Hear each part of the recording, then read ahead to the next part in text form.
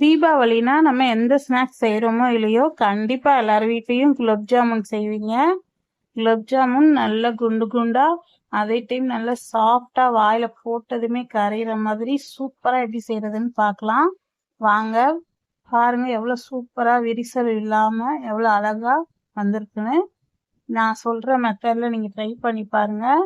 ரொம்ப ஈஸியாக இருக்கும், யார் வேணால் செஞ்சிடலாம். ரொம்ப அவ்வளோ சூப்பராக இருக்கும். இப்போ ஃபஸ்ட்டு நான் வந்து ஒரு 1/2 கிலோ அளவுக்கு எம்டிஆர் குலோப் ஜாமுன் மிக்ஸ் எடுத்திருக்கேன். இதை வந்து நம்ம சல்லடையில் போட்டு சலிச்சிடணும். மாவை வந்து நல்லா சலிச்சு எடுத்துக்கோங்க. அப்போ தான் இதுக்குள்ளே கொஞ்சம் கட்டி கட்டியாக இருக்க மாதிரி இருக்கும். அதெல்லாம் நல்லா உடச்சி விட்டு இந்த மாதிரி சலிச்சு எடுத்துக்கோங்க. இதே மாதிரி எல்லாத்தையும் நம்ம சலிச்சு முடிச்சாச்சு. பாருங்கள் மாவு எவ்வளோ சாஃப்டாக ஒன்றோட ஒன்று ஒட்டாமல் உதிரியாக இருக்கும் இந்த மாதிரி நம்ம சலிச்சு செய்கிறதுனால. இப்போ நான் வந்து ஃபஸ்ட்டு ஒரு 1/2 கப் அளவுக்கு பால் ஊற்றிட்டு பிசைஞ்சுக்கிறேன்.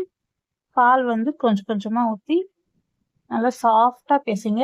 மாவு பிசையும் போது ரொம்ப டைட்டாக பிசையக்கூடாது, நல்லா சாஃப்டாக பொத்துனாப்பில் பிசையணும். அதான் ரொம்ப முக்கியம்.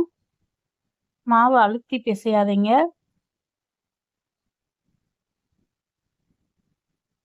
இப்போ இதில் வந்து 1 டேபிள் ஸ்பூன் அளவுக்கு நம்ம நெய் சேர்த்துட்டு நல்லா கலந்துக்கலாம்.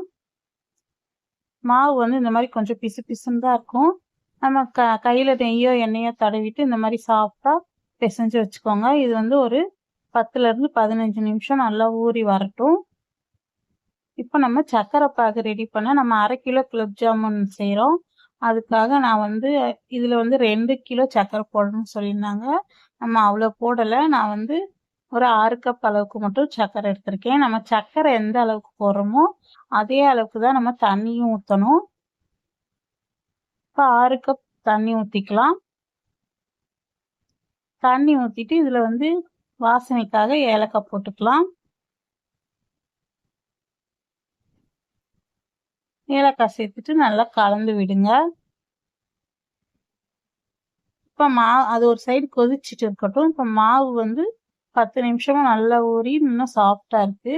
இப்போ மாவு வந்து நம்ம உருட்டும் போது டைட்டாக உருட்டணும்.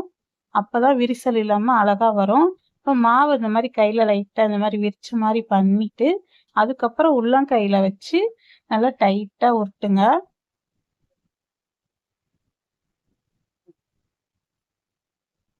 இந்த மாதிரி உங்களுக்கு என்ன ஷேப் வேணுமோ அந்த ஷேப்புக்கு நீங்கள் உருட்டிக்கலாம்.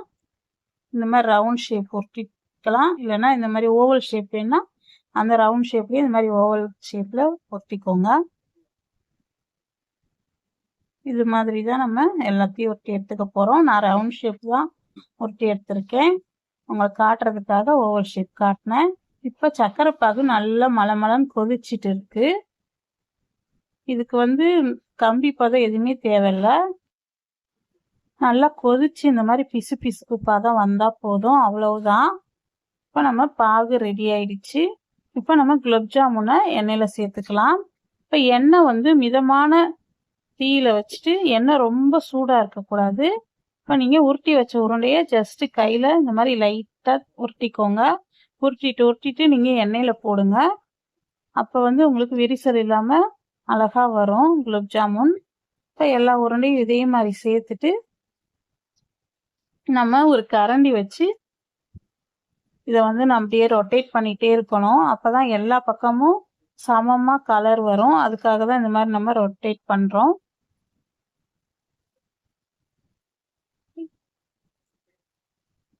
நான் ரொட்டேட் பண்ணிகிட்டே இருங்க அப்பப்போ. அதே மாதிரி குலோப் ஜாமுன் சேர்த்துட்டு அப்படியே விட்டிங்கன்னா கண்டிப்பாக விரிசல் விழுகதான் செய்யும். நல்லா கொஞ்சம் கலர் வர வரைக்கும் இந்த மாதிரி எண்ணெயில் அப்படியே ரொட்டேட் பண்ணிகிட்டே இருங்க கரண்டி வச்சு. இப்போ எண்ணெயிலேருந்து நல்லா நம்ம கலர் வரவும் எடுத்துக்க போகிறோம்.